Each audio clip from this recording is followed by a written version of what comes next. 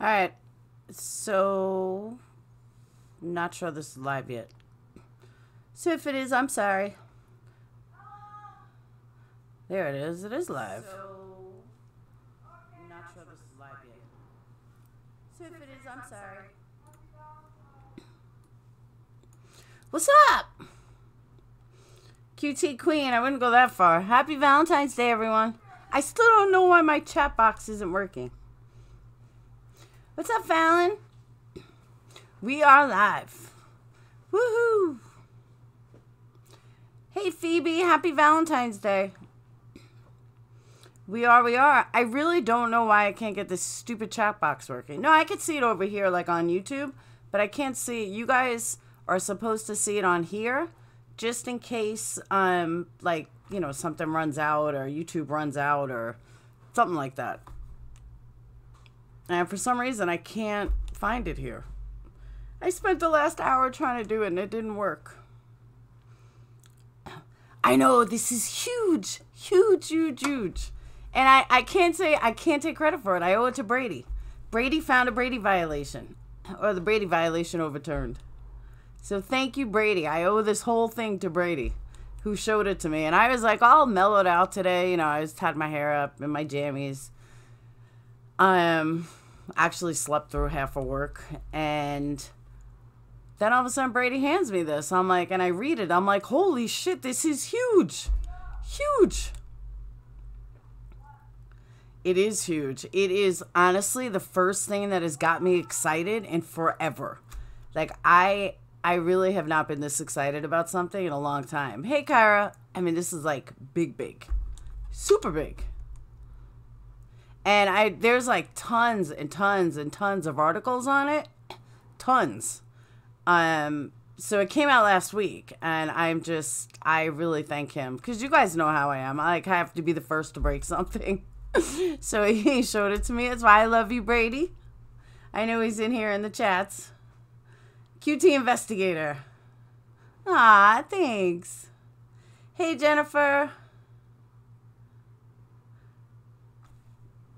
But it's like, I don't know. And I'll be honest, like I said in the video, I will be the first one to suck Zellner's asshole if this is why she kept postponing it. Now, granted, I don't think that we'll ever really know, but I can give her the benefit of the doubt that she knew this case. I mean, obviously, she's a top-notch lawyer. She's going to follow cases.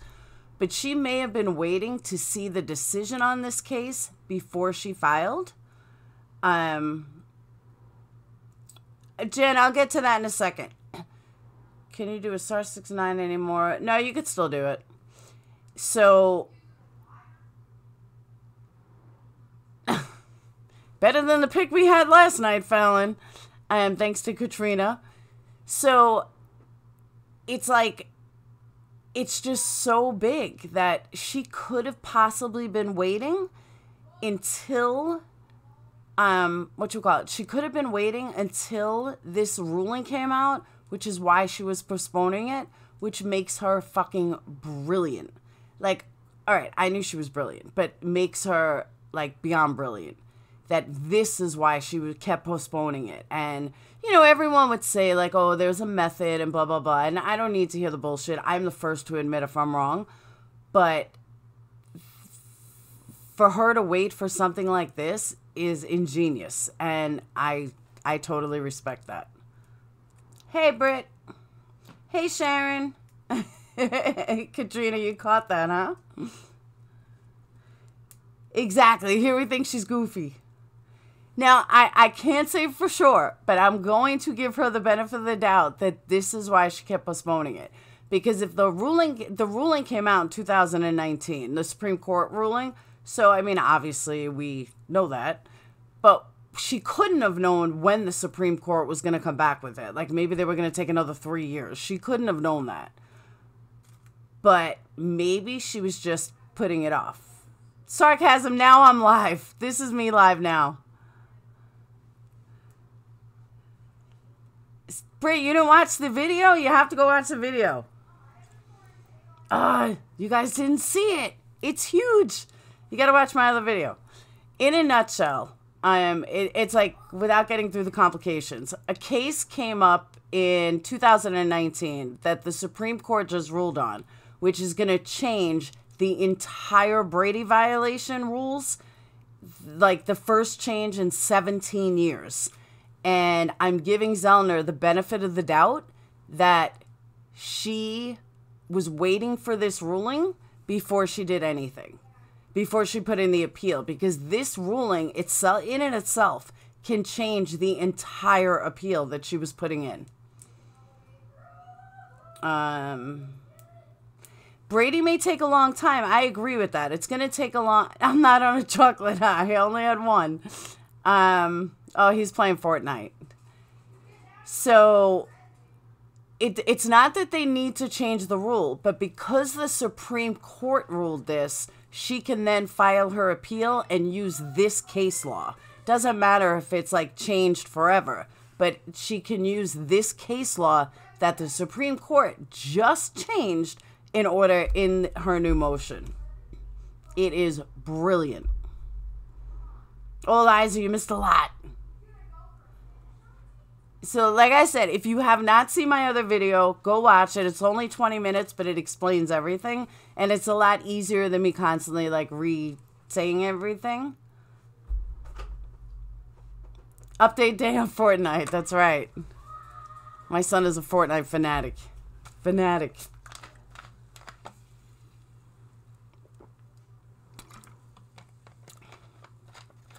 But yeah, I will be more than happy to answer anything you guys want from what I know, from what I gather. But if you have not watched the video, I would totally go watch it because it explains everything. I uploaded about an hour ago. But it's going to change the entire complexity of what she's been fighting.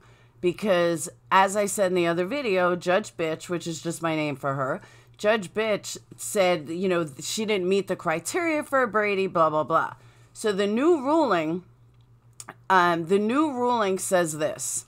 In a nutshell, make it very, very short. The new ruling basically says that the past 17 years of Brady, it's always been on the defense to do all the digging and everything else. But now that's changed. Now they're saying that the defense, that Brady is about prosecutorial misconduct, because it's not up to the defense to look for all this stuff. It's now up to, as it should have been, for the prosecution to hand over all of that evidence. So right there is a definitive Brady violation. Now, can they charge the state now with a Brady violation? No. They can't just all of a sudden now charge a state because the actual ruling hasn't gone into effect yet. The law hasn't changed. That'll take time. But what it will do is she uses this as case law. It now will, the rejection that she got because Judge Bitch said, you know, no, it's not a Brady. Now that can be overturned and now she can win. That's why it's used. That's why it's huge. But yeah, Julie, go watch it. It's big. Big, big.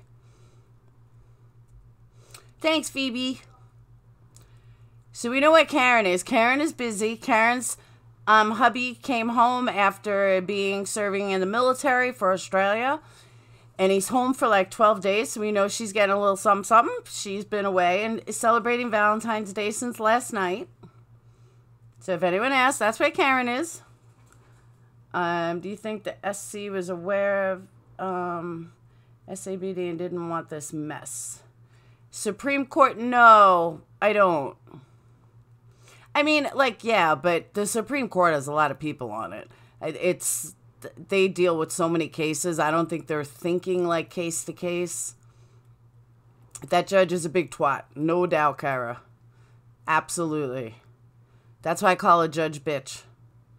She denied everything. She thinks Steven's the most horrible person in the world, and that's that. The Brady, the Brady that I am assuming Kathleen's going to go with, and this is just an assumption, is the Bobby's computers. Why do I think she's going to go for that one? Because that's the one that she wrote to Judge Bitch about on September 6th. So I'm pretty confident that's the one she's going to go for. Because Judge Bitch had denied her, saying that it didn't meet the criteria and blah, blah, blah. And that's exactly the premise of this other case that the Supreme Court ruled on and said, no, it's not up to the defense to do all this work. Because the reason being that they're saying this too is because, from what I understand, is that most murder defendants have public defenders. Public defenders are wrapped up in work from ceiling, from floor to ceiling. So they don't have time to do like what a private attorney would do. And most murderers don't have private attorneys. Some do, but most don't. So they don't take the research and do everything. So the law is now saying it's not fair that if the prosecution is not handing over all this information, why is the due diligence on the defense when they're packed from A to Z? So that's why. Is Eleanor in a bikini bottom? You're welcome. Again, it's still better than Katrina's from last night. Hey, Phyllis. And a computer totally supports a Denny for BOD. Exactly. That's exactly right.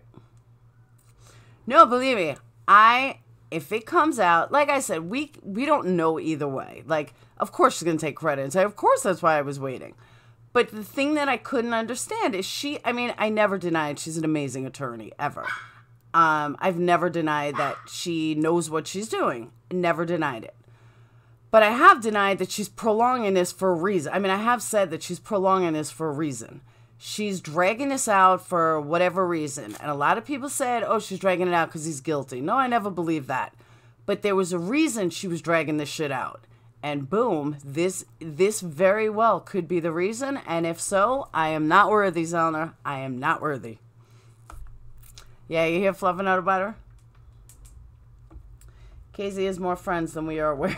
That's true. Kratz in a bikini bottom. Not quite. Can you imagine Kratz in Speedos? Think about that. Kyra, she very well might have. So Brady says, Brady, my secret spy, I feel Kathleen's one huge hurdle she's going to have to get over is explaining Stephen's blood in the RAV4. Absolutely. Since she's going with that sink theory, which is so much more outlandish than the vial. I don't know, Brady.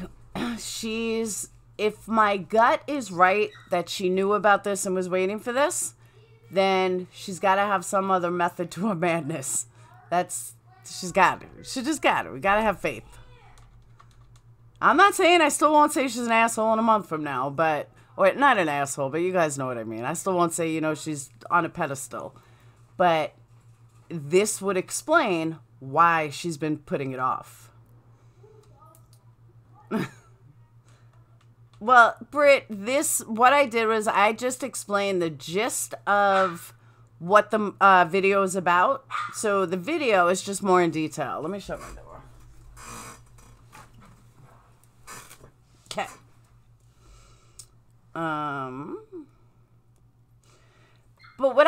But this is just a wild guess. I can't say for sure. It's what I'm going to say is total random guess. But I'm wondering if she's going for all the technicalities first just to show a pattern. And then once she shows a pattern of all the craziness, then she can turn around and say, if they have a pattern of all this sneakery, maybe that's why there's a pattern of planting evidence. Maybe, possibility, I'm not sure. I'm going to have to bleach my brain to get that picture out of it. I promise we're all impatient for something waiting to happen. Kyra, I agree with you. I absolutely agree with you. And, the thing is, all right, let me put it like this. I don't mind it taking time. I understand appeals can take years and years and years. That wasn't my problem. My problem was she was having all of these bullshit shit, all this bullshit stuff. Even her last Q&A, it was nothing but fluff, like marshmallow fluff. It was ridiculous. This feels like if she was waiting for this, now we have some movement. Now it feels like, all right, I'll give you another year or two. Like, now there's movement in this. Now there's something to go on. Now, it's possible the Supreme Court could rule this against her. It's possible the Supreme Court could say, look, we just came out with this ruling. You were supposed to have this in February. I doubt it, but I mean, they could. My house is like this all the time, Fallon. My kids are insane. My dogs are insane. And one of my kids isn't even here. And they're all the way on the other side of the house. I have a 1,700 square foot house. I have like my little like barricade. My kids' rooms are all the way on the other side through a hallway, and you could still hear my son on Fortnite. Crazy.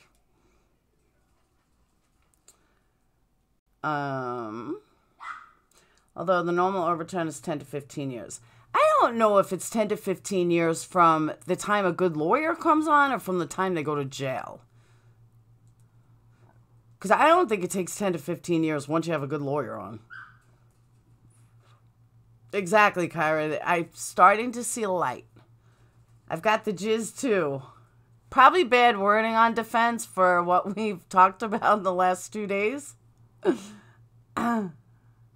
Fetch Fluff. You know why he's barking? He's probably standing in front of my daughter's door barking because he wants in. Brady, it was on Wednesday evening. Steven's wound reopened right before Chuck, and he went to Menards with Blaine and Brendan, and Bobby said he didn't want to go.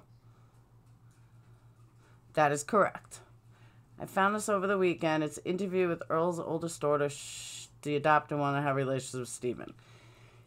Renee, that whole thing it's up in the air. But most of you guys were here last night, and I didn't say something to Jen that I want to say now that I don't know why I didn't say it to her last night. I guess I just didn't want to get into an argument with her.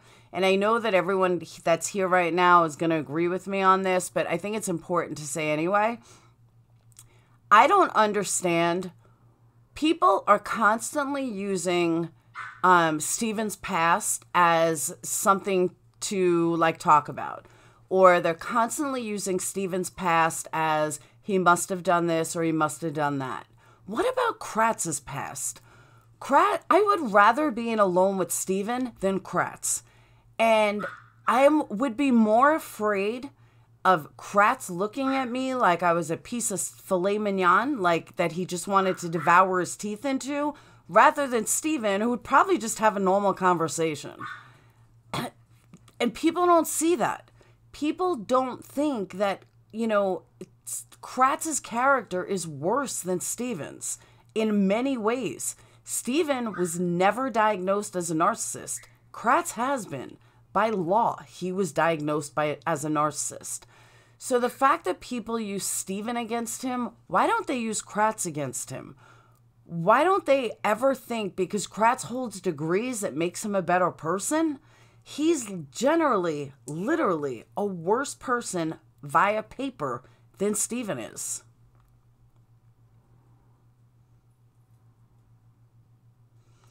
And she states that she and Mike were boyfriend and girlfriend. Renee, I know something about that boyfriend-girlfriend thing. And I'll tell you that in a minute. Let me just go through the rest of the comments. I heard Earl was pissed, take over the yard and wanted him out. Dogs fired off on Earl's trailer. Not sure about that. That is in Queso. And it sealed the deal for me personally. Believe Michael and Bobby had something to do with it. I told you. Do you know I'm the only person that has Mike on radar? Like, when I first said it, everyone was like, who's Mike O? And not really giving it too much. Like, he deleted his Facebook, so they're watching these videos. I don't know how many of them they're watching, but considering that Zellner, Dumb and Dumber, nobody had Mike on the radar except me. And as soon as I make a video about Mike O being involved, his Facebook is gone. That says a lot to me. Like, that's kind of weird.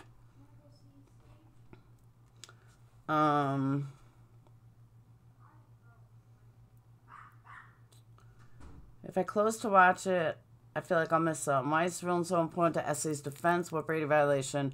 Fallon, she's going to zero in on the one that Angela denied her, which is the Bobby's computer stuff. If I were judging me too, Britt. I am judged on my past. Earl might have been in it if he had like a baby one November 8th or 9th when they came to get prints for the body. He's a dog too. On defense, Earl and Chuck own the salvage yard business. The land is mom's, but the business is theirs. Okay. Sorry, it was a link for a product. Oh, that's fine, Renee. So, Renee, I think it was you that brought up the, who said it about Earl? Okay. So, Earl's adopted daughter is the one that Stephen was having an affair with. And nobody was supposed to know. And, you know, the mom, that's one of the people that the mom brought her down to try to get Stephen arrested for it, for rape or statutory rape. But it was a mutual like between them, okay? Stephen was pretty much infatuated with her. So there is a theory going around. It's just a theory. Do not quote me on it. It is just a theory. But Dave Bagoda had stated that Stephen was, that him and his wife saw Stephen at the gas station on October 31st. I want to say it's 7 o'clock, 8 o'clock at night. I don't remember the exact time, but sometime at night. Stephen has never come out with this publicly. They saw Stephen with a woman. They don't know if that woman was, it wasn't Jody though. The next day on November 1st, there was a fire on Cuss Road at the same address. I mean, this is going to get confusing. Follow along. The same address that Stephen had on the back of a stop sign that was in Making a Murderer 1. So we didn't know what the address had anything, you know, any importance. We know that there was a big fire on November 1st, I believe, November 1st. So theory goes, Stephen didn't want anyone to know that he was out that night, or he would have said, hey, I was at the gas station, I was seen. He never admitted that. The reason why he may not have admitted that, again, this is just a theory, is that he was with Maria. That's the adopted daughter. Not only was he with Maria, and he found out that Mike O was also with Maria.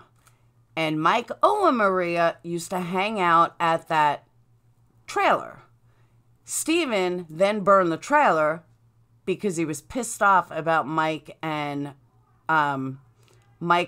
and Maria, which, if true, would explain why Stephen didn't want anyone to know he was out that night. None of this has anything to do with Teresa Halbach, but it's a very interesting theory. And Maria has stated that she was fooling around with Mike O, but she was also sleeping with Stephen. So one or the other got jealous. Now, that was somebody else's theory. My theory, transcending into, is that what if, just what if, Mike O is the one that got pissed at Maria for sleeping with Stephen, and that is why Mike O, Bobby, and Scott killed Teresa, or Mike O killed Teresa and wanted Stephen to take the blame for it. So Mike O killed Teresa in order to get Stephen out of the picture, so Mike O could have Maria all to herself. That's my theory. What do you guys think? Hey, Kimberly.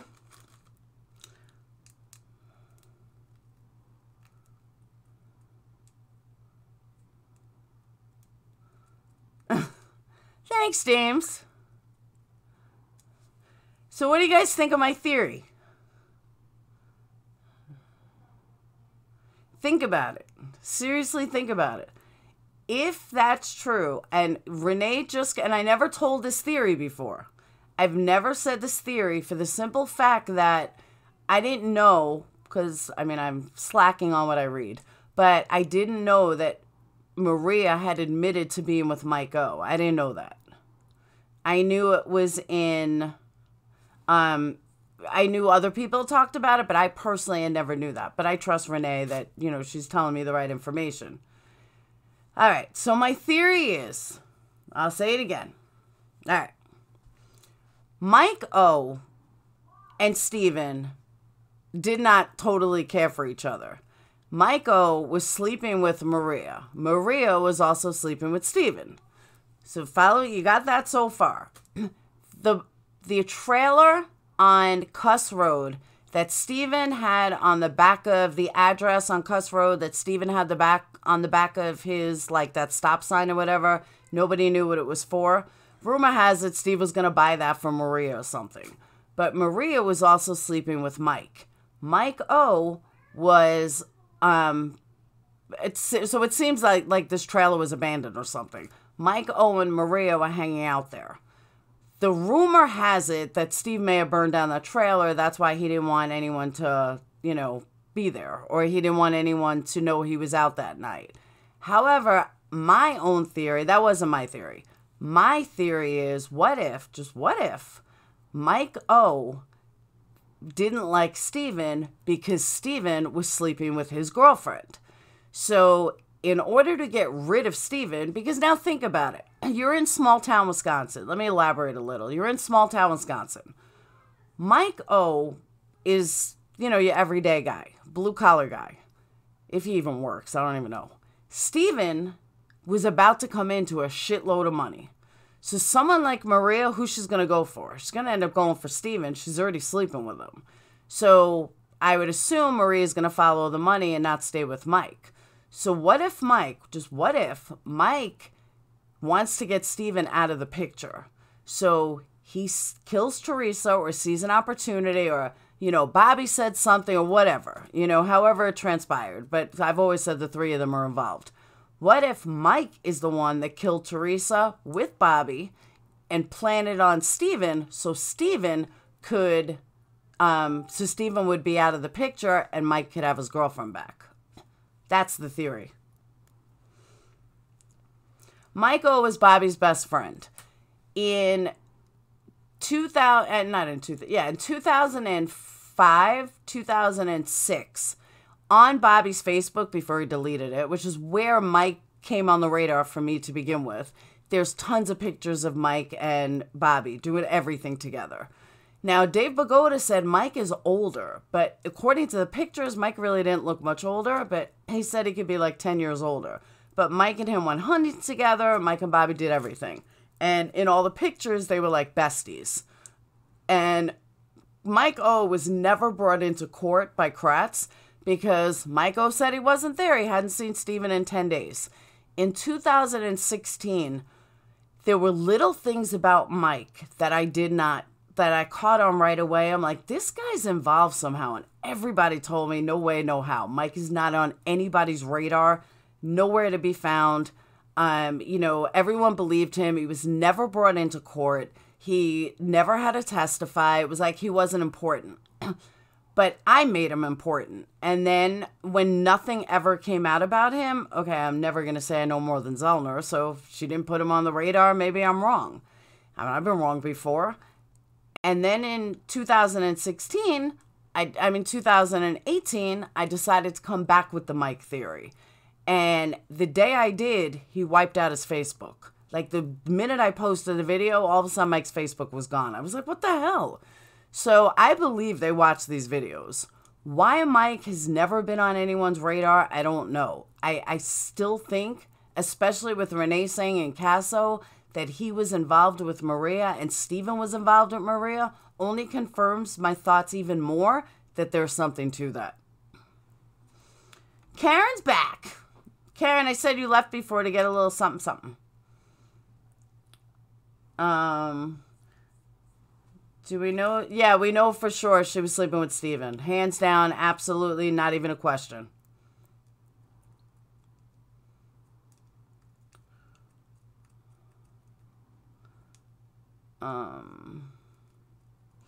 I honestly, I think it is a good theory. And even though I always knew Mike was involved, I didn't really know to what extent, how he was involved. I just thought maybe he was helping Bobby. But when the computer stuff came out with the CD stuff, Mike was always in my mind, like maybe it was Mike that went into Bobby's house because they were always together. So maybe it wasn't Bobby that looked at the porn. Maybe it was Mike. Maybe it was Mike because nobody would know because Mike worked the same hours as Bobby, if he even worked, because they went hunting together at the same time. So I'm assuming they may have worked the same hours. But as I was telling the other theory, just tonight, as I was telling the other theory, it hit me, wait a second, let me reverse that a bit. And voila, you just heard my theory. Hey, happy Valentine's Day, Robbie. I can see Bobby doing whatever Mike needed. That's what I'm saying, James. For a long time, I always thought Bobby was the main killer. That it was Bobby and Scott helped and Mike O helped them. But the more I think about it and put the other theory, now I'm thinking, I literally just came up with this, but now I'm thinking that Mike was the actual killer and Bobby and Scott helped. That Bobby wasn't the actual killer. But that's why Bobby was so evasive with Dietering, because he knew it wasn't him, but he knew it was Mike. So I'm going to change my vote that Bobby was the main killer and Mike helped to Mike was the main killer and Bobby helped. Possibly. I mean, I literally just came up with this tonight. So I still have to, look more into it. But I'm starting to think that gut just told me. I think I might be right on that. What's Kiki been up to since the murder? Who's Kiki? Oh, Mike? I don't know. He's pretty much kept out of everything, but Ken Kratz didn't want him in trial. Ken Kratz said keep him away. I don't know why, but he wanted him away. But if for any one of you guys that aren't sure who Mike is the one that originally said, or Bobby said, he was in the garage, where should I hide a body or something? And one of the things that Dumb and Dumber caught, they're still Dumb and Dumber, they'll always be Dumb and Dumber. One of the things Dumb and Dumber caught in trial was that Mike O said that he hadn't been there since the 10th. All right, let me just, if I get some dates wrong or miss something, I have not looked at this Mike stuff in about 2 months, 3 months. And before that, I haven't looked at it in 2 years. So if I get a few dates wrong, don't hang me. But something like he hadn't been there till November 10th. But this conversation with, with Bobby and Steve supposedly took place before that because it couldn't have happened on the 10th because Mike claimed he wasn't there till the 10th. So that was one of the things that put up my radar that Mike's guilty. But Kratz didn't want Mike anywhere near trial. He didn't want him. He never brought him into trial, never brought him in as a witness, nothing. So that makes me believe that Mike was not going to be a good witness because he's either a bad liar or he changed his story too many times. So he's been off the radar. Hey, John. Was Mike friends with Scott or a roommate? You mean Scott Blowdong and Ryan? I have no idea. Witnessing certain vehicles, what do you mean? It depends what you mean by that on defense.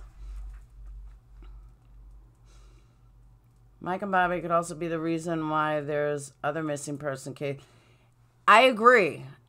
And I'm starting to think it could be Mike. I don't know why.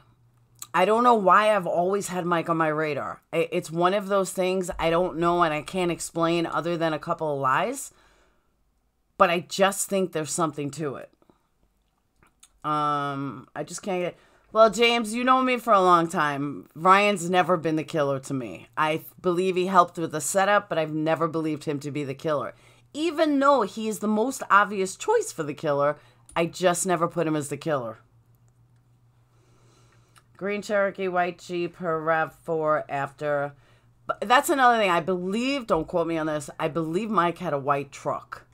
It wasn't, I don't think it was a Jeep though. I believe he had a white pickup truck. He has dreamy eyes. It's not your fault. Who has dreamy eyes? Mike O has dreamy eyes? You know who has nice eyes? Bobby has nice eyes. Or Hillegas. What is Mike O's actual last name? Mike Asmusson. O-S-M-U-S-O-N or something. Asmussen. Asmussen, that's it. Hillegas. I like Bobby and Mike for this. No, I'm telling you, the only reason why I took Mike off the radar because I was the only one. And going back to 2016, nobody else believed me about Mike, and Zellner wasn't picking up anything about Mike. So I'm like, you know what? She's doing her research. I'm not going to say that, you know, if she's doing her, just like Josh Randon. I was convinced Josh Randon knew something at one point, but she cleared him. So, I mean, I got to trust her. She's there. She sees the evidence. So I got to trust her that he should be cleared. Hill and Dordorn, Keon News, Planner. That's Allie's thing. Falcon. Yeah, Asmundin. That's good. Thank you, Renee. It's Asmundin, something like that. James, I have videos from 2016 on Mike and Bobby. Go watch them. And then when Renee just said that is when I put this latest one together. Because Renee just said that I never knew that Maria had mentioned the affair with, that she was seeing Mike O. I thought that the person that told me that theory heard it wrong.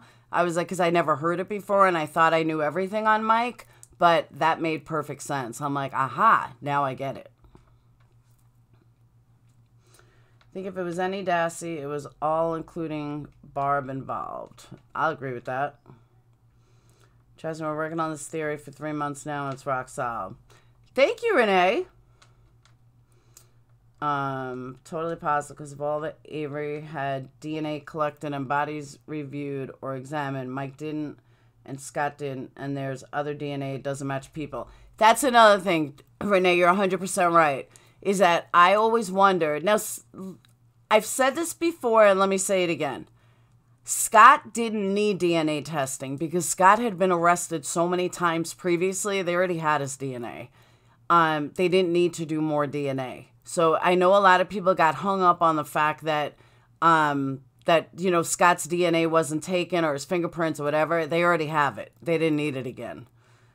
As far as Mike goes, no, Mike was never tested for anything, even though Dumb and Dumber even called him out on it, saying, well, Stephen was arrested on the 9th, so how did this conversation take place on the 10th?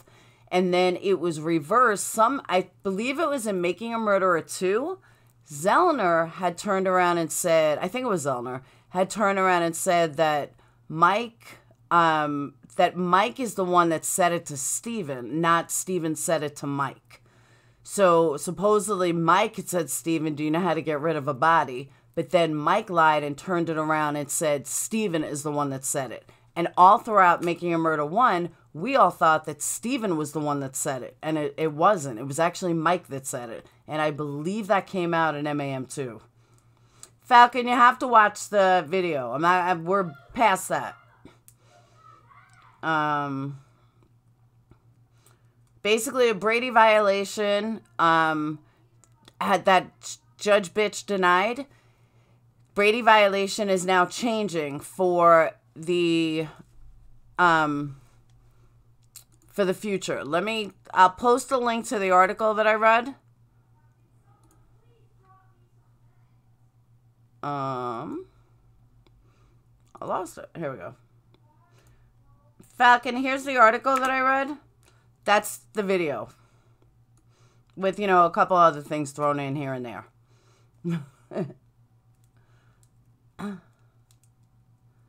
Oh, she absolutely sacrificed Brendan for Bobby. Hands down. Exactly. Mike lied about it. That's what put me on the radar for Mike to begin with. What put me on the radar for Mike is the fact that he lied. He said that he hadn't been there since the 10th, but then had this story that didn't make sense. So, and the fact that Kratz never brought him into court. He's a key witness. Why wouldn't you bring him into court? Any witness that states that Stephen spoke to him about getting rid of a dead body, I would think that would make you a pretty good witness. So the fact that Kratz, who's the shadiest motherfucker out there, didn't, tells me a lot. I mean, it really does. It was cologne mustard in the kitchen with the lead pipe. Nope, it was with the in the, it was the butler, in the maid, in the study with the candlestick. I often wonder how Bobby D could see the car, shower, and get ready for deer hunting. I saw his room. It's a shit mess. I can't do all that.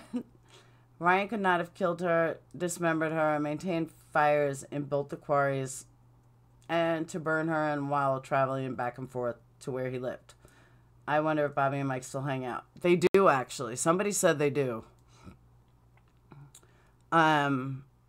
Somebody I recently said that they still talk. But I find it really interesting that as soon as I make a video about Mike in 2019 or 18, he's gone. Facebook is gone and everything. I was like, why didn't I take screenshots?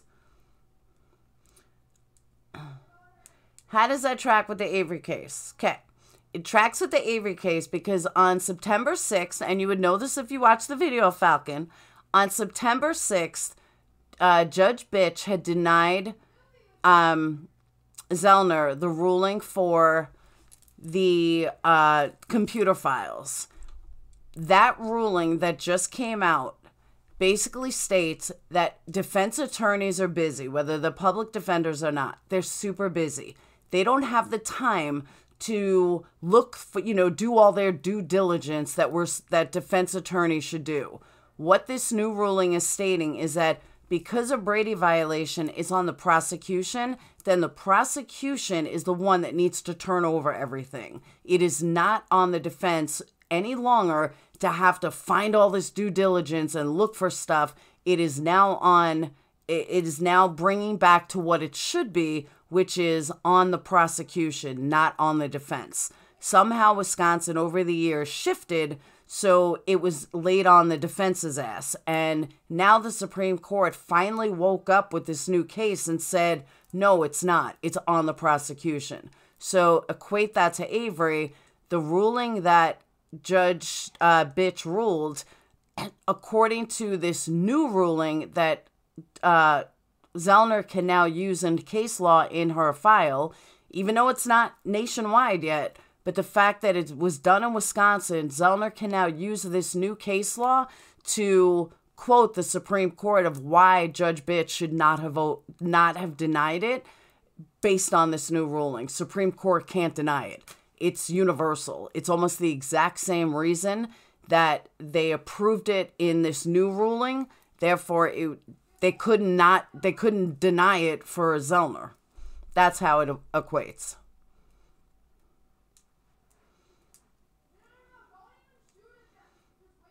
Getting your channel banned is so ignorant sometimes. Yo, you want to hear something crazy? Totally off subject for a minute, but speaking about ban, that I had filed a copyright against somebody twice. They're now counter-filing, saying that it's under the Fair Rights Act, and YouTube is telling me that I have to go, the only person that can definitively say that it's copyright is in a court of law. So I'm supposed to go to court, hire an attorney to file against someone in another state.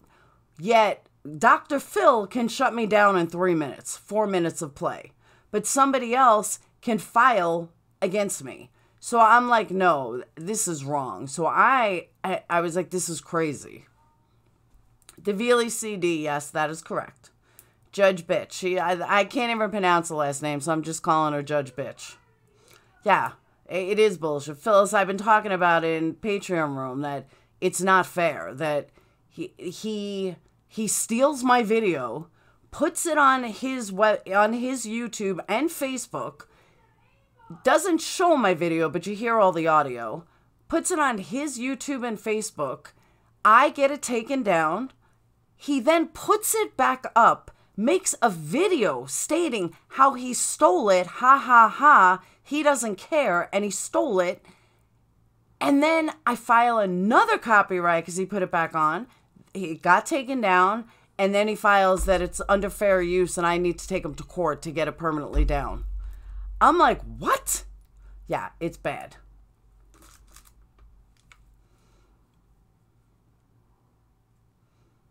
My feed is pausing. That was happening last night.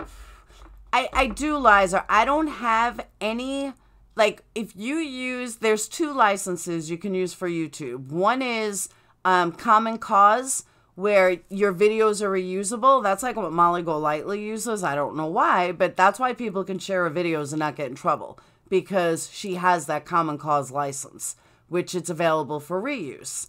I have a standard YouTube license. You are not allowed to share my video without my permission. And he's trying to countersue it with Fair Claims Act that he didn't actually steal anything and that he's conversating about the video. It doesn't matter. It's my interview with somebody. So yeah, he skeezes me out too. Believe me, it makes me angry too. And what I'm going to do though, I don't know how he tried to file this fair rights, but I'm going to try to use it on Dr. Phil. I'm going to say that I'm going to try to use the fair rights that we were discussing somebody on the show. I wasn't rebroadcasting Dr. Phil. I wonder if I could win. I'm going to try it.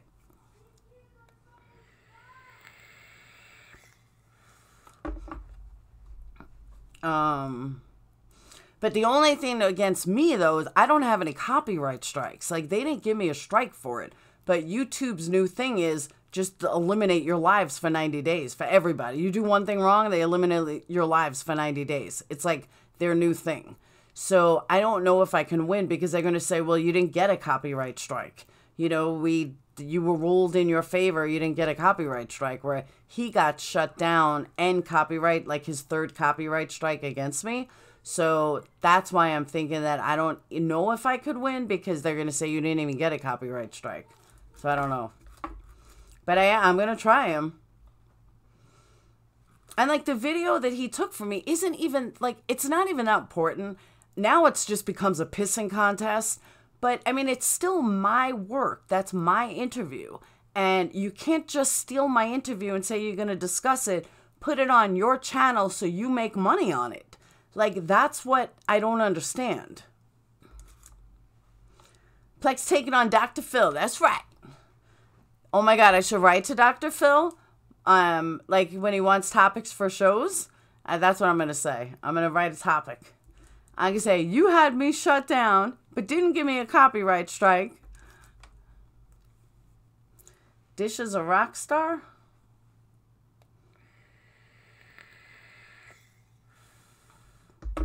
What ruling by Judge Bitch? The ruling by Judge Bitch is that, see, if you watch the video, I wouldn't have to explain this 100 damn times. The ruling is that, hold on, I happen to have it right here. That Zellner did not meet the standard of the, she didn't meet the standard of the violation. And her exact answer was, in 5 sentences, the defendant cannot throw a single paragraph into a 33-page motion and expect the court to do his work for him. It is a well-established principle in Wisconsin law that a court will not act as an advocate for any party, searching the record for evidence that might support its argument. If the defendant intended to make a serious argument on this point, he should have done the work necessary to support such a position. So according to this new ruling, she is 110% wrong and should not vote like that, because it is the state should have turned over this evidence. Has nothing to do with the judge. I mean, we all laughed at this ruling to begin with, but for the judge to say that it's not for the state to turn over the stuff, yeah, it is. And if the state didn't do it, then the court should have done it. Somebody who had it on file should have done it. So this new ruling proves that she, Judge Bitch, is 100% wrong.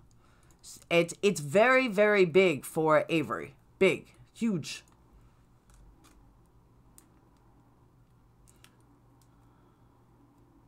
So there wasn't a copyright agreement between you and Dr. Phil. Of course there wasn't. But we weren't playing Dr. Phil. We were on a live show. Someone was playing Dr. Phil on the phone, on their cell phone, while we were in a live hangout. We should have never been shut down, ever.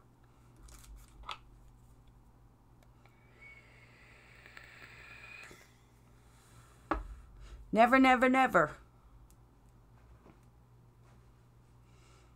Kratz and company were deceitful about the content of Dassey's computer. I love you, Renee. You're like right on it. It was described as DVDs and no detailed list of the files found on Essay Council didn't pay it much attention. Kratz also said that there was nothing on the files to worry about. They didn't mean anything, blah, blah, blah. The defense took their word for it, took Kratz's word for it. I'm not a lawyer, so I don't know how all that works. I can definitively say, like Zellner, knowing that it's corrupt, she should have done more work. But as far as the regular trial goes, you know, Dumb and Dumber work with the prosecution all the time. They see these judges all the time. I'm sure naturally they assume that it was totally kosher and it was fine for them to, you know, they could have believed Kratz.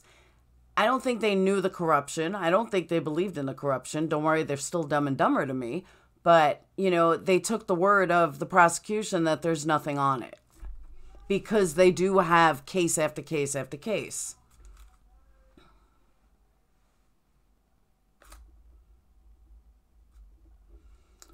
When can we hear the podcast from last night? My Patreons asked me that too. They're like, is it like a secret? I'm like, top secret. They posted about a week later. They said so it'll be posted like next week as they edit it and stuff. But it was great. I mean, it was absolutely awesome. Robot recognized Dr. Phil's voice. I don't know, but Makeup Mobster held her phone. We were in a Google Hangout Live on my channel. She was a guest on my channel. She held a phone because one of the guests that was on Dr. Phil was someone from the drama community. And, like, she made this big stink about it that, you know, her husband said she's doing lives too much. It was like some freaky-ass show. So we were listening to it, and boom, it shut me down.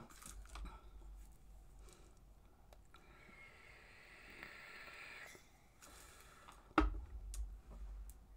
right, said this earlier, I think you missed it. There may be some backdoor communication with Judge Bitch and others involved in the case. Wouldn't be surprised. Oh, absolutely, Brady. I have no doubt about that. No doubt at all. She is definitely not like a straight A judge. She will never give Zellner shit. That's why I said I don't know why Zellner didn't recuse her from the case to begin with. I mean, she should have been off the case.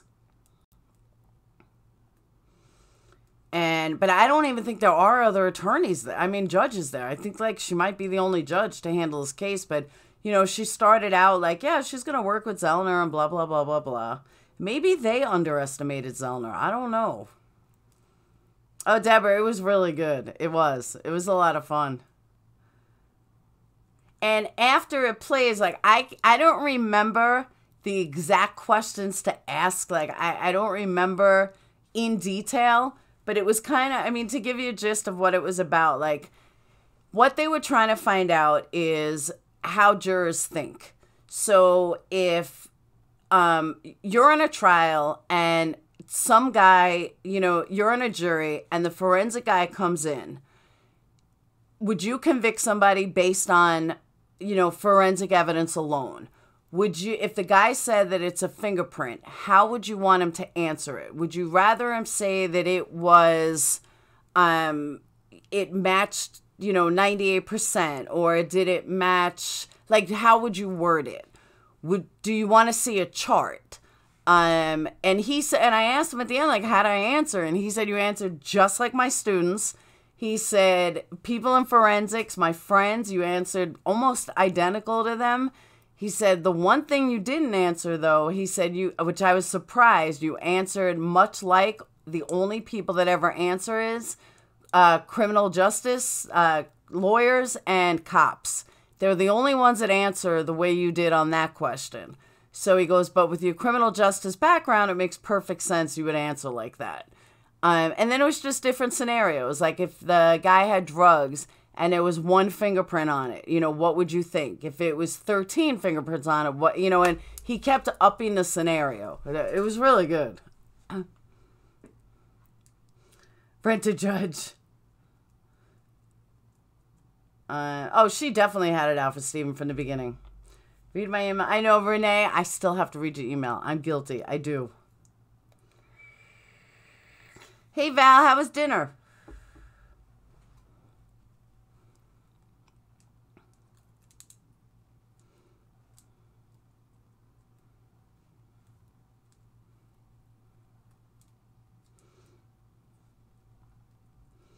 Velocity, the Veely CD. Good steak, good for you. Must be nice being married on Valentine's Day. Not me. But my ex-boyfriend did wish me a happy Valentine's Day. Then I tortured him while he was gaming.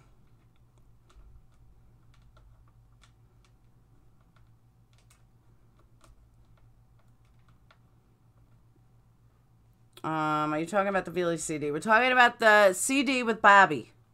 The one that Bobby, my butt hurts. The one with Bobby. Yes, the Veely CD. I think it's the Veely CD.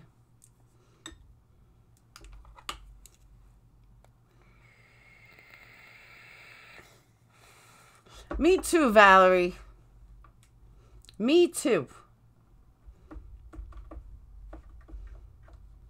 I know. So Renee's really excited that Zellner liked her tweet. She showed it to me on Twitter. She did feel super special, and I think that's awesome. I once got excited Zellner liked a tweet. I think I was jumping up and down. And that's why when people say I hate her, I never said I hated her. But Renee, she did. It was a good tweet, too. Renee, you got to frame it.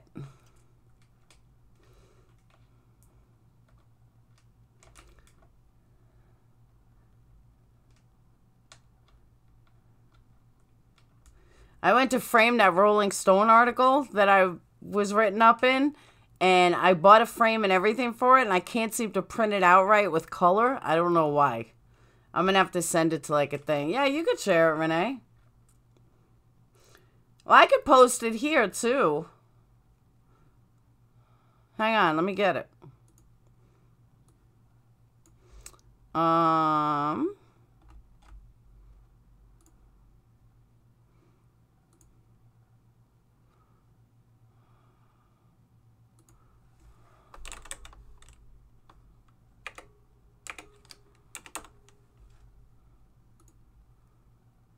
Hold on, I could show it here. Where is it?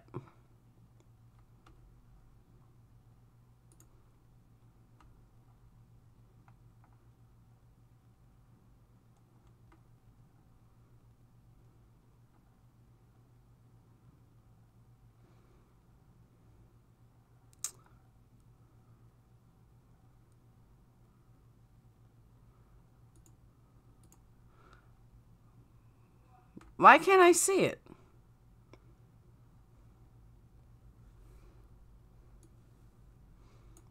I don't know why I can't say. I know I saw it before.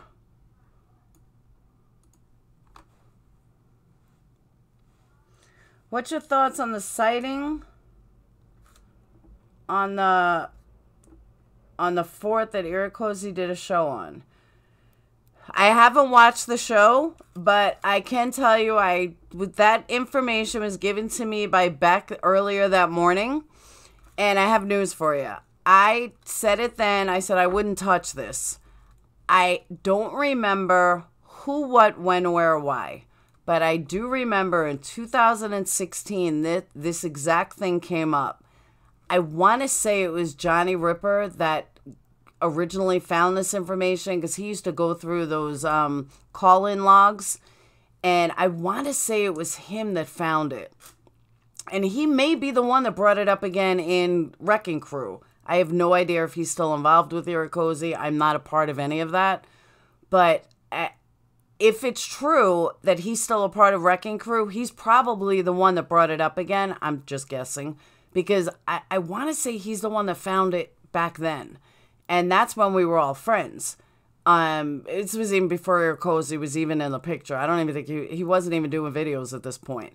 But it was me, Carla, Johnny, like we were all very close, and we were constantly digging for information. So I want to say it was Johnny that found it. And we were all like, whoa, this is huge. And I don't remember, I want to say it was Carla that said, oh, that guy's got Alzheimer's, or that guy's got Parkinson's, or something, like, or he's very old, or something with his memory. And we ruled it out like it meant nothing. Because the guy, like, there's no way he saw her on the 4th, and the guy was like a freak or something. So nobody else seems to remember this. I don't speak to Carla anymore. I don't speak to Johnny anymore. So I don't know why I remember this conversation, but I do remember that it was ruled out as nothing. Nobody ever gave it credibility, because I would have to say it was Carla that said this guy's like an idiot, or, you know, the guy's a liar, a known liar, or has Alzheimer's, something.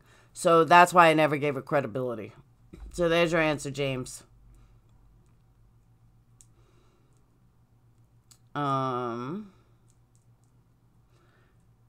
Laura's, I still won't block these people, Falcon. Everyone check out Renee's link. She's very proud of that, and I'm very proud of her. Falcon, I would never, and not like for any other reason, but what happens if I'm wrong? What happens if somebody else, like, they were never my followers anyway. Like, I don't owe them anything. I don't need to kiss their ass for anything. Like, I'm telling my followers, my subscribers, my QT family, new subscribers, I can eat my words. I can say when I'm wrong. I have no problem with that. Some people think I, you know, don't say when I'm wrong. Believe me, I said from the beginning, I want to be wrong about her. I really, truly do. And, you know, I just didn't want all the bullshit. But the people on Twitter, they don't even know this yet. Like, they aren't even aware of this yet. So, and if they are, I'd be very surprised. So, or even what it means, you know, like, I just don't think they're the brightest apples in the bunch. So that's why I would never say anything. That's why I would never unblock them. I still think they're assholes. That's right. Get your breaking news. Fun. I have this thing about that, though. I like, and that's why I love when people give me stuff, because I don't have the time to research this stuff like I did previously, where I had like all day. So when somebody gives me something hot like that, like Brady, I owe Brady big time for this, because it is huge. I'm actually like surprised that, I forgot what I was going to say. I like to come out first with something, whether it be 2 years ago or now. Like, I don't like doing a video on something somebody else covered already. So I like to be right there, get it out first, and then everyone else follows.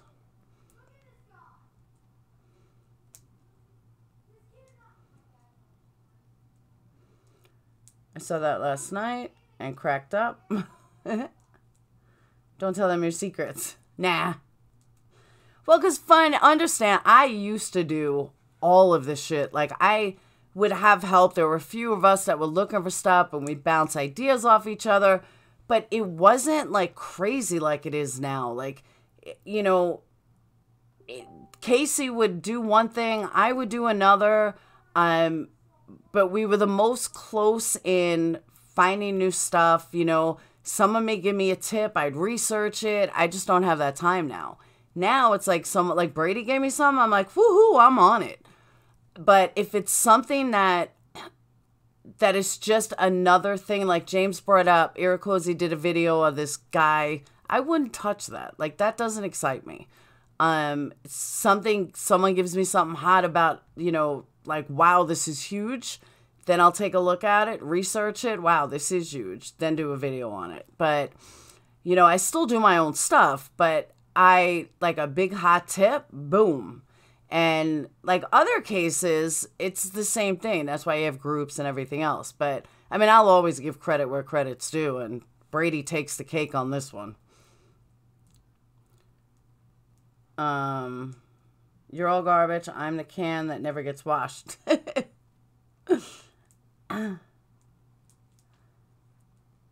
So you're saying that the VLCD implicates another suspect. Falcon, what are you talking about? The CD of Bobby's. It implicates Bobby. Or Mike, whoever. James, that was a long time. How far apart was the death and the video that she made about dying and the lawsuit active for Steven at this time? From what I remember, don't quote me, but from what I remember, the video was made a couple of years prior. It wasn't like it was just done. She did it for a school project. When she died, she was 25. She did it for a school project. I don't know if it was high school or college, but it was a couple of years prior. I thought during the trial, it just said Brendan's computer, and then there was a bunch of things that were DVs. It said Brendan's computer, but when they showed the picture, it was actually in Bobby's room.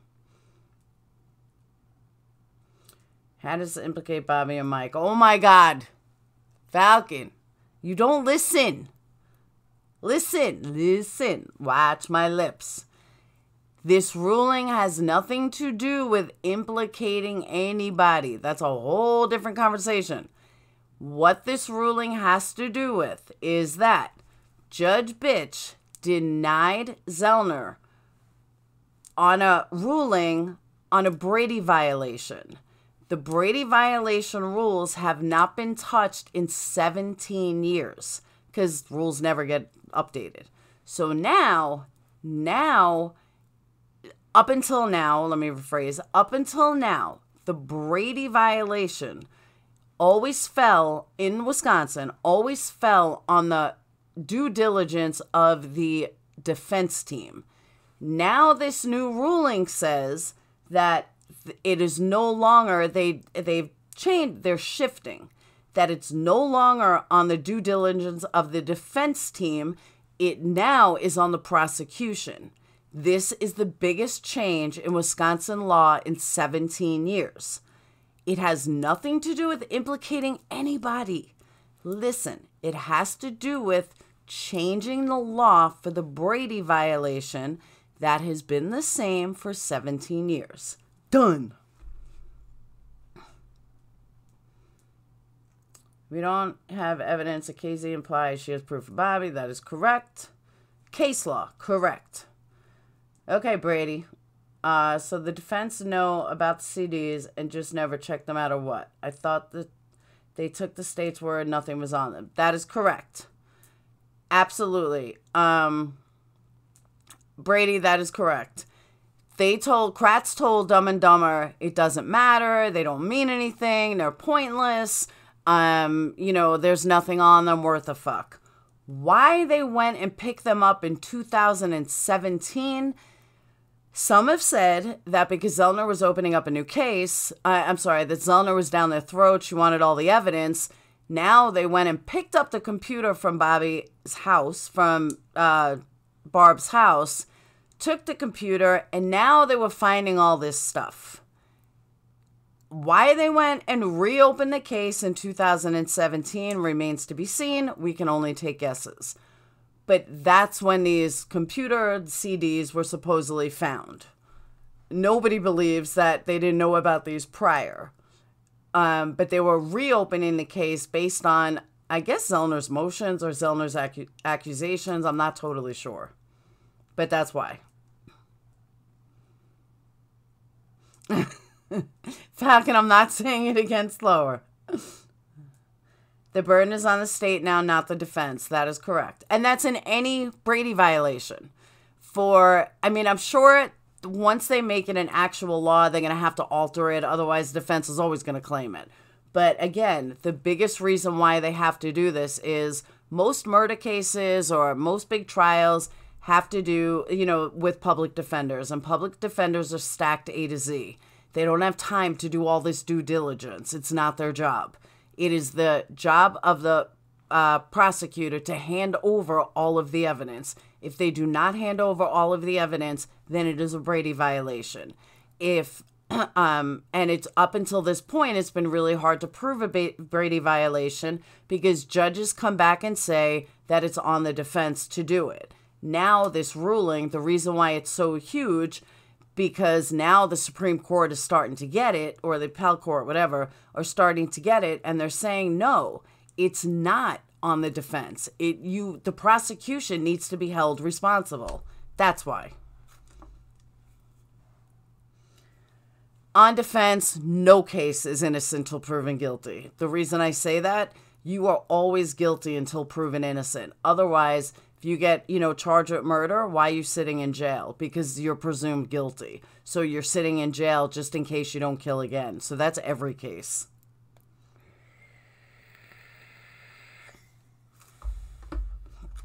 He couldn't sue anyone else because that was the terms of the court proceedings and there were no other suspects allowed.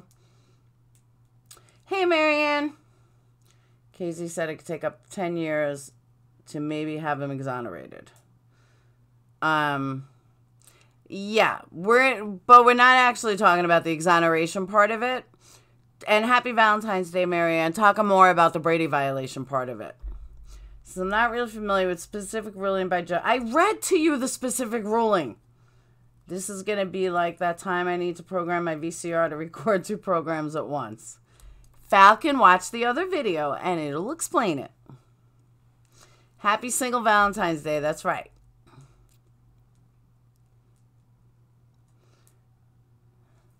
And, I mean, taking forever doesn't matter as long as it happens.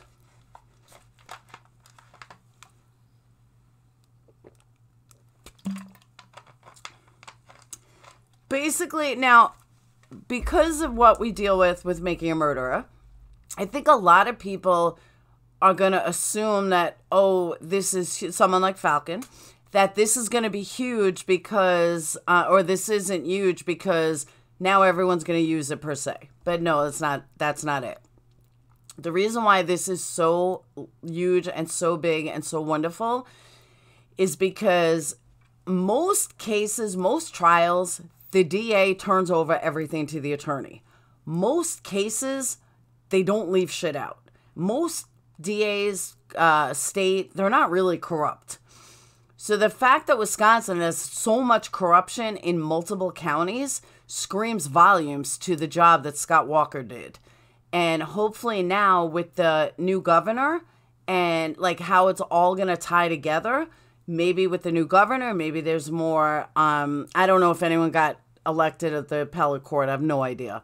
But now it's starting to change. There's, I even read in this article today that Wisconsin is the only state that still lives by like these kind of laws, that nobody else does it except Wisconsin. So it's a huge thing. Did they put an Alfred play? No, they won't put an Alfred play on. She doesn't have to wait for the Brady thing with Wisconsin Supreme Court. No, but she can use it as case law. Thanks, Phoebe. She can use it as case law. Should clarify, as always, has been the state's responsibility since the original ruling on Brady, but they twisted the law to their benefit. Yeah, Brady's right.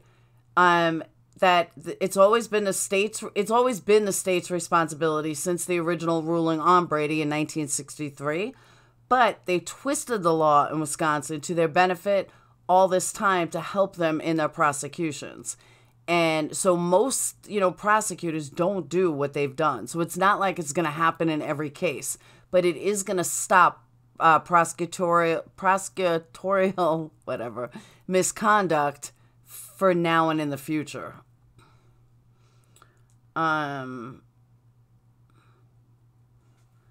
Sorry, I'm not chaining. James, hold on one second. Phyllis, what it's going to do, of course it's going to be retroactive for this one reason. Zellner doesn't have to be law yet. All Zellner needs is case law showing that the Supreme Court just ruled, and it's beautiful that it's like 2019. I mean, you can't get more current than that. We're only, 8 weeks into 2019. All she has to do is quote case law that scenario is the exact same scenario as this one. Once she does that, that's good as golden. She doesn't need for it to be like, people are misconstrued about case law. Case law, even though you want to use winning case law, I mean, it's kind of dumb to use losing ones, but she has.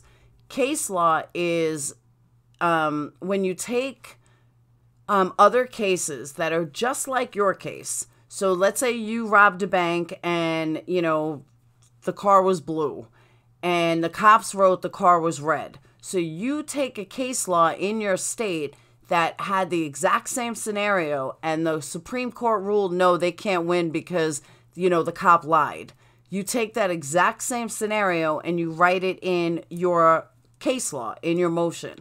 That's what case law is. So when Zellner, she only needs to write, it doesn't have to be a worldwide law. She only has to write that, hey, this case law is, you just ruled on this and our scenario is the exact same scenario. Since you ruled on it this way for them, you need to rule on it this way for us. That's where she's going to use it. Doesn't matter if it's retroactive or anything.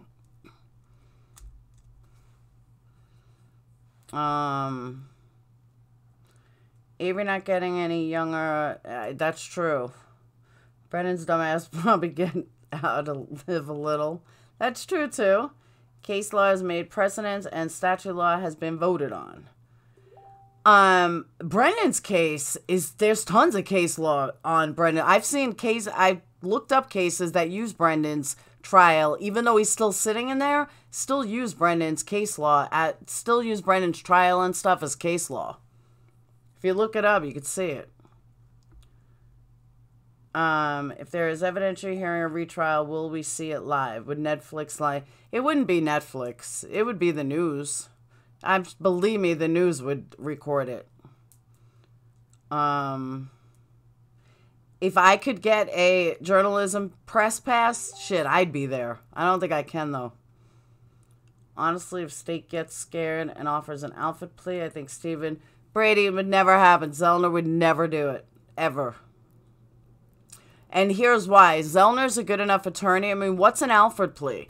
An Alfred plea is the state admitting that they're wrong, but they're letting you out so you don't sue them. That's what an Alfred plea is. Zellner's never going to take that. Zellner believes that she's a good enough attorney. She doesn't need to settle on an Alfred plea. That's why. Yes, case is going to be used as case law a lot because his case set the precedence. Absolutely. Yeah, there was another article recently that Brendan is, that Brendan is, that the governor is now changing the way minors are questioning Wisconsin. I read something about that recently, but I kind of skimmed through it. He can't file a civil suit. He will never, ever get any money out of them whatsoever. Oh, yeah, he'll never do it. They're not going to offer an alpha plea in a million years. Don't say that, Falcon. They very well might, but they won't. She won't take it. Zellner even said they would never take an alpha plea. She wouldn't. She would lose too much money. She's got too much invested. And if the state's going to say that they're wrong, she's going to find a way to get him out based on a real win.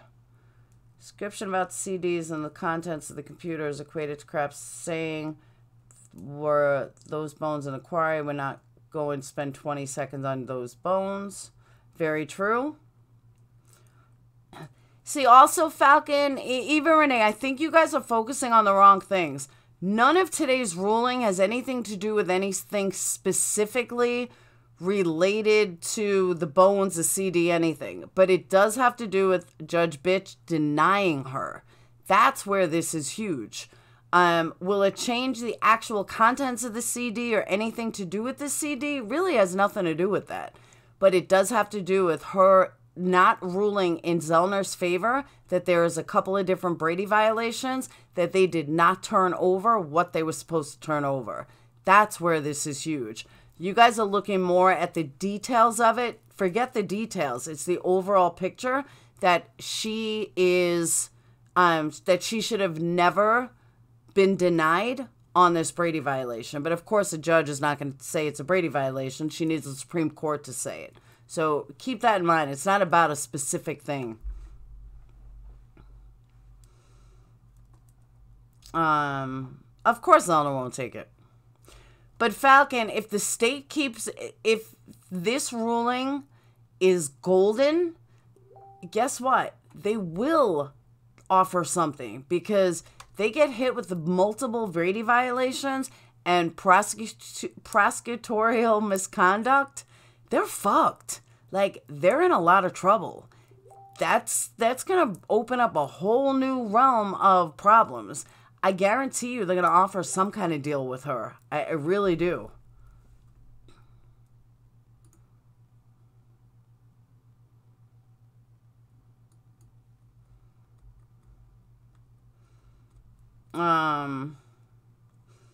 Elizabeth, if you're listening, I saw that. I flipped over. I'm just telling you, he is fighting it under fair use. I agree with you. It's not. It's straight up copyright. But that's what he's filing it under.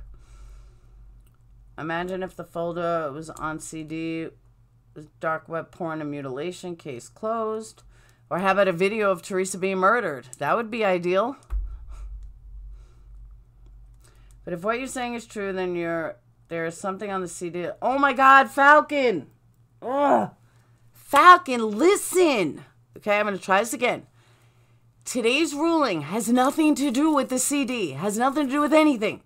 It has to do with the reason the judge denied her. The reason the judge denied... try this again. The reason the judge bitch denied Zellner for a Brady violation on... it's just about Brady violations. A Brady violation on the CD. I don't care if it was about a car. The reason why she denied her on it. Stop focusing on the CD. It's not the CD. It's the Brady violation. She denied her because she said that it's not on the prosecution's thing to find it. It's on the defense team. The new ruling, I hate drinking diet soda. The new ruling rules that otherwise. The new ruling is now placed it back on the prosecution. It doesn't matter if it was CDs, if it was Zellner doing jumping jacks, if it was standing on your head spitting wooden nickels. That's not the issue. The issue is the Brady violation itself. Falcon has a severe head injury. I agree. Government often will be able to destroy biological evidence if the government wishes to destroy biological material before the discharge of his defendants. Statute provides that the government. And night, Sharon. Good night, Sharon. Must notify all persons who remain in custody and their attorneys. The government then may destroy the evidence, but only if no one notifies the files within 90 days. Either a motion for. Falcon has severe head injury. Agreed. Sharon, if you leave, it's your fault. Essay doesn't get out. DNA testing or a written request to preserve the evidence. If a person files a motion or requests preservation of the evidence must be preserved until the requesting person is discharged. Correct. Is that federal law sarcasm?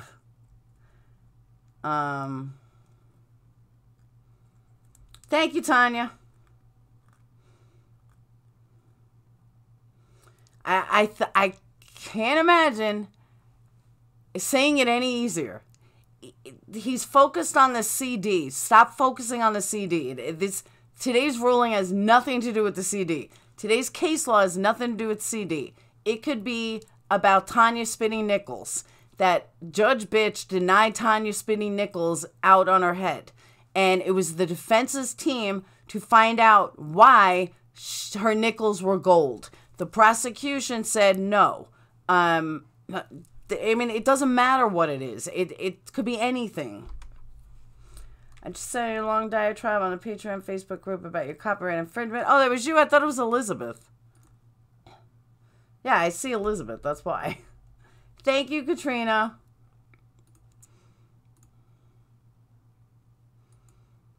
Oh, now I lost you guys.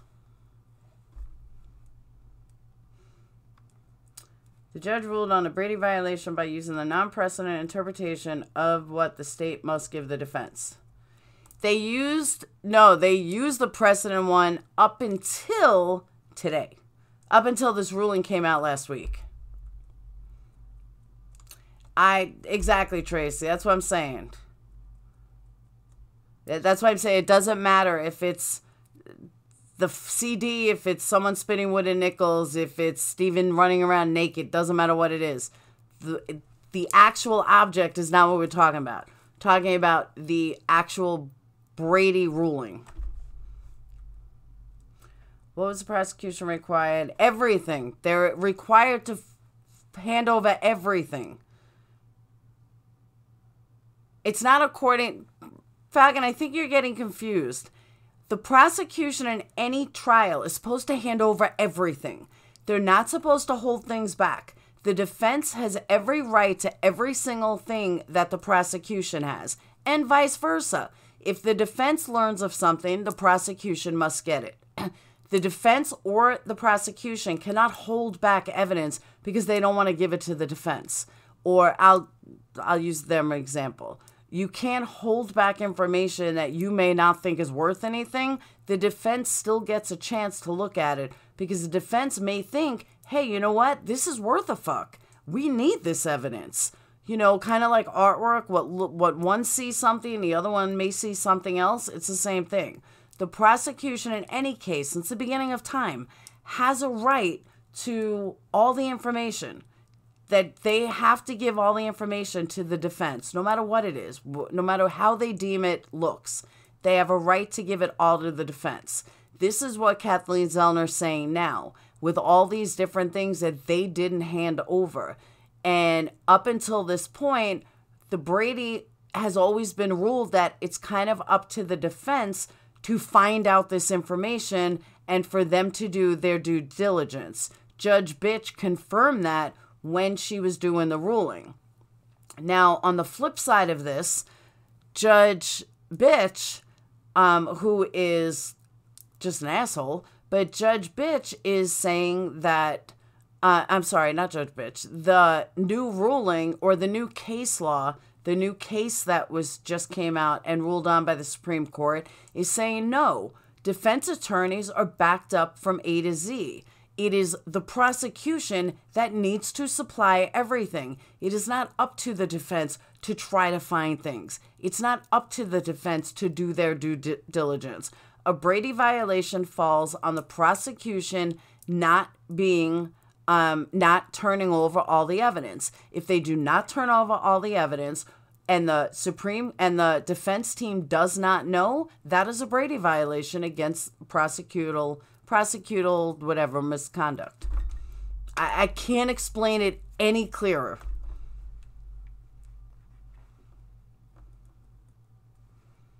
They did not turn over everything.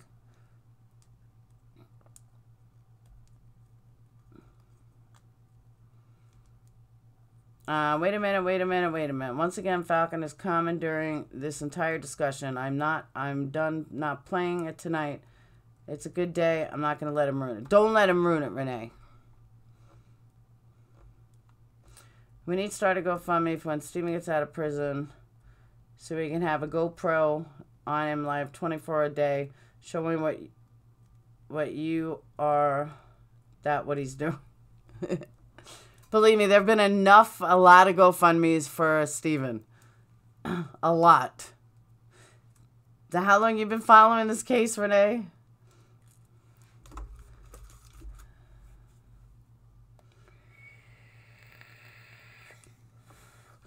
Falcon, I'm not saying you have to leave. I'm saying that understand what I'm saying. I can't make it any clearer. The Avery Truman Show. Good one. Yeah, you don't need to leave. I'm explaining it as simplistic as I can. You're no dummy. I don't know why you're not getting it. There are 5 other items that fall under Brady. Don't ask me what they are because I'm high and can't remember them right now. I'm not worried about his safety. I'm worried about him falling into another trial for something supposedly he's not going to stay in Wisconsin. See, here's the thing, though. If his mom and dad pass away by the time he gets out, there's no reason for him to stay in Wisconsin.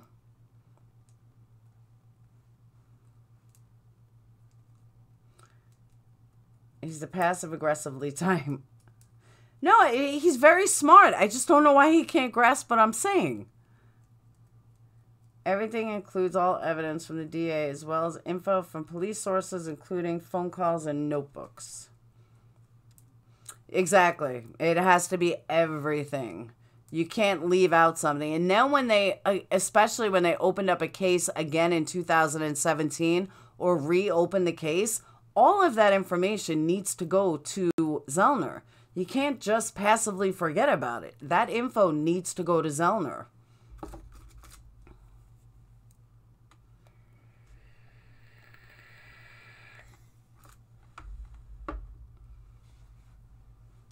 I love watching Falcon and Laura go at this. But does it? In most cases, I believe it does. I think it's only in this one it doesn't.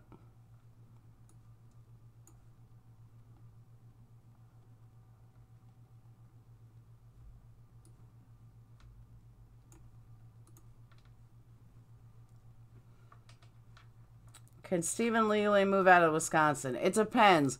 If he gets out on exoneration, then he's not on parole or probation, so yes. If he gets out and he's on probation or something, then he would have to ask his parole officer or probation officer. Is Kratz scheduled to speak anytime soon? Probably, James. I wouldn't doubt it. It's probably coming up soon.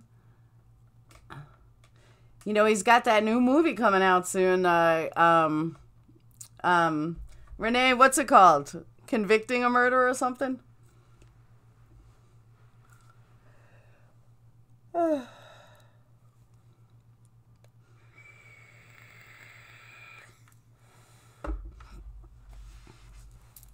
I know, right? He does poke it. No, like I'm saying, he's an intelligent person. I just don't get how he doesn't get what I'm saying. I can't make it any clearer. And I'm not speaking in, like, you know, lawyer terms, or I'm speaking as totally as a layperson. I don't know what he's not getting. Can Kratz be forced to testify if Avery gets a new trial? Katrina, honestly, I don't know that answer. I don't believe so, though. He can be deposed. That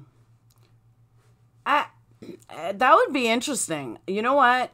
I think I would fly to Wisconsin just to see Kratz on trial against Zellner. I would sleep at Allie's house, and me and her would leave at like 10 o'clock the night before and wait there, just so we can get a seat in trial. Or we'd sneak in with Carla. Carla would become my bestie, and we'd sneak in with Carla. Because Carla can definitely go because she's family. So we'd be Carla's new besties. So Carla, if you're watching this and Kratz goes on trial, me and Allie, well, I know Allie's your friend, but me and you are going to be besties like this. Like this.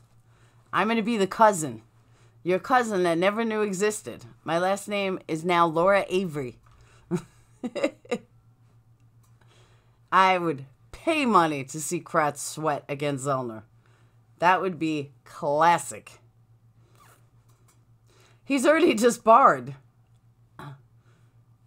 He already lost his license. He's got nothing left. Like, can they question him about the conversations he had with Colburn? Yes, I believe they can. I believe they can question him about anything. Let's watch the other video again. Falcon, the other video might confuse you even more. I thought he was in private. No, he got disbarred or lost his license for a determined amount of time or something. Yeah, he's either disbarred or lost his license for X amount of time. That's why he wrote a book and doing a movie. He's a Fruit Loop.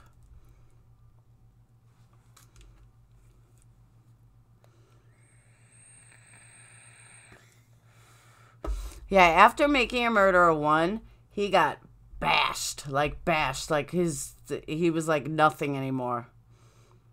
Does it matter if Kratz testifies? We'll probably pull the I don't recall bullshit answer. Nah, Renee, he likes to talk too much. Kratz loves to talk and loves to hear himself talk. He's not smart. He just can't be in a position he was in to do private practice. Well, if he can't do private practice and he can't do state, what can he do? Karma's right, Kimberly. Absolutely. 110% karma.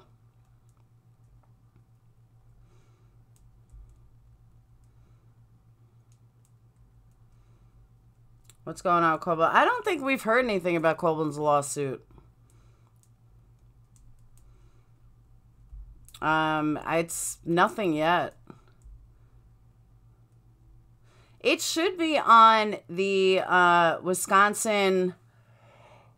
It should be on the Wisconsin docket, but I haven't heard anything either. He had his okay, so Kratz had his license suspended for 4 months, but now he's eligible to have it. He hasn't paid his renewal fees. Got it. Hey, good night, Fan. I'm actually cutting this in a minute anyway. I have to concentrate on my regular job that I keep slacking. And I'm going to end up getting fired or put on probation if I don't get my ass in gear and get up early enough. So I'm going to cut this in 6 minutes. His character's devastated by his own doing. I think Corbin couldn't find a lawyer to take his case. Probably got laughed out of every office. I wouldn't doubt that. KK is not SPAR, but he does not have a license to practice. That's what I said. Jeez. Because his claim is ludicrous, and on top of that, no one would take on Zellner.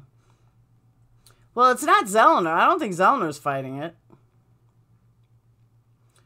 Zellner is, what you call it? Zellner is Steven's attorney. She's not Netflix's attorney.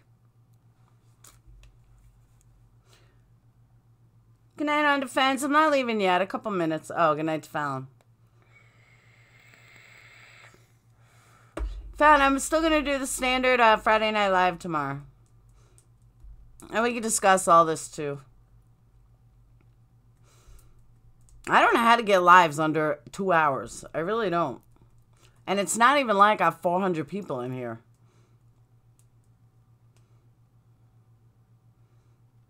I just have a very talkative bunch. And I love you guys for it. Don't think I don't. But I had said something in last night's live. I'm going to reiterate again because I was kind of upset that Zellner took credit. That book, The Wrecking Crew, that's John Ferrick's book. That's not Zellner's book. I don't know why Zellner took credit for that. I've spoke to John about it. I interviewed John about it. That's John's book. Good night, Ziggs. He didn't file until after MAM2 came out. Zellner made a lot of statements. Yes, but he's suing Laura and Maura, and he's suing Netflix. I don't think he's suing Zellner. I'm a chatterbox. I am a chatterbox. I have no adult conversation in my life except YouTube and teachers. And then work, but.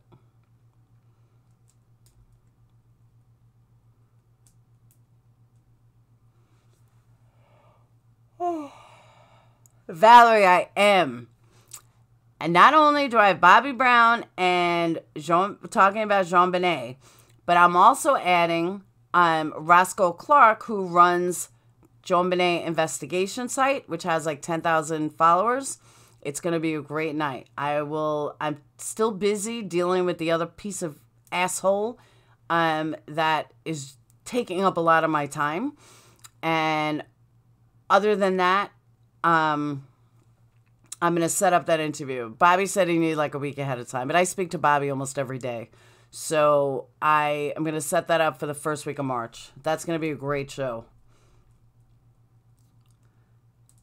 Like and subscribe. Make sure you subscribe to my other channel as well. Doesn't Netflix have a statement that the views expressed within... Exactly. I don't know why he's suing Netflix. It's just a money thing. Maybe he thinks they're going to settle. But the thing is, though, and we can discuss this more tomorrow night since I'm shutting down. The thing with, what's his name? Colburn. In order to get defamation and libel, you have to prove it's not true. It hasn't been proven that he didn't lie. It hasn't been proved. Just because he says it didn't happen doesn't mean it didn't happen.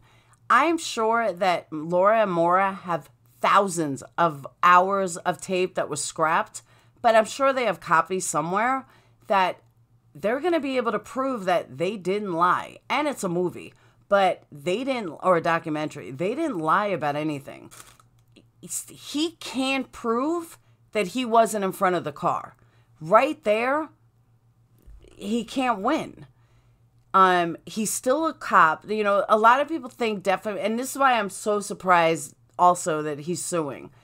He didn't take any monetary loss. Nobody cares in a court of law about your reputation if it doesn't affect you monetarily. If it doesn't cost you any money or a job, nobody gives a fuck.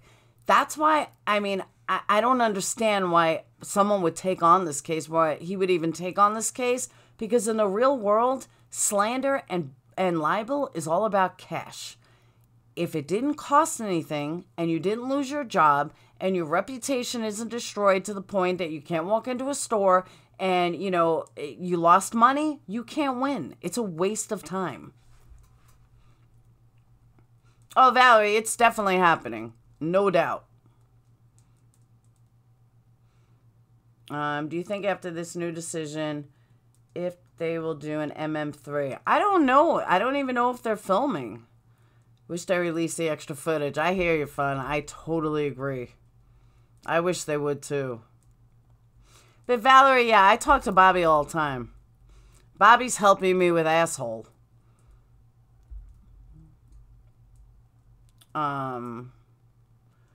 So we'd have to go after Zellner specifically. Yeah, I don't think he's going after Zellner. I mean, he might be, but I mean, he'd be pretty dumb to. Zellner has nothing to do with it. She was just, I mean, putting it in movie terms, she's just a character in a movie. What the fuck is she suing him for? I mean, what is he suing him for? He didn't lose his job. He didn't lose anything. He can't win. It's a stupid case. I don't think there's any doubt about MM3. It's just a matter of when.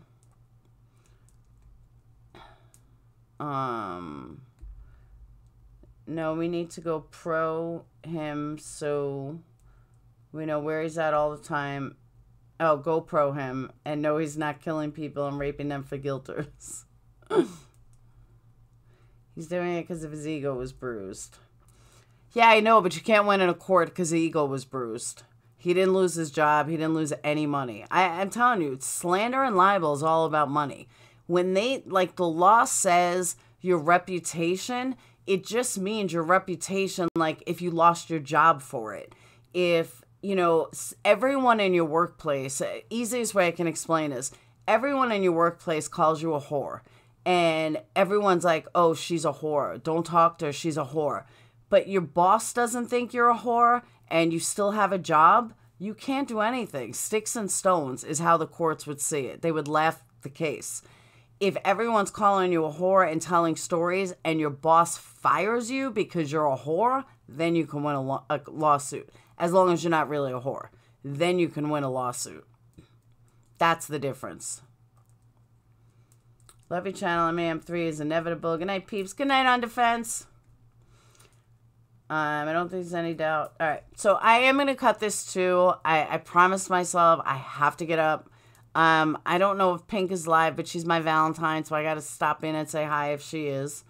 Valerie, is Pink live right now? I know she usually goes late. But I promised myself from now on, I have to go to bed on time and be up for work on time and not be late anymore. I mean, I literally left work today. I was going to lay down for an hour because it was like outside noise and I couldn't hear. I fell asleep for like 4 hours. Not good.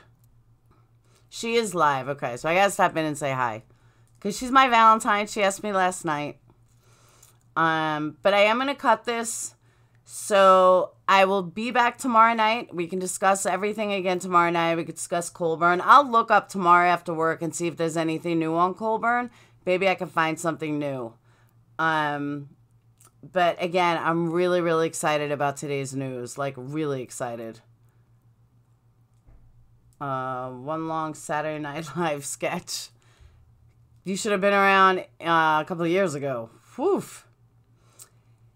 Kimberly, happy Valentine's Day to you too. And everybody, happy Valentine's Day. I hope you guys had a wonderful Valentine's. Don't eat too much candy because then you get fat. And I will see you guys tomorrow night. All right? And if you want to see me again, I have to go over to Pink's now to wish my Valentine a happy Valentine. So be you, be real, be awesome, and I will see you guys tomorrow. Peace.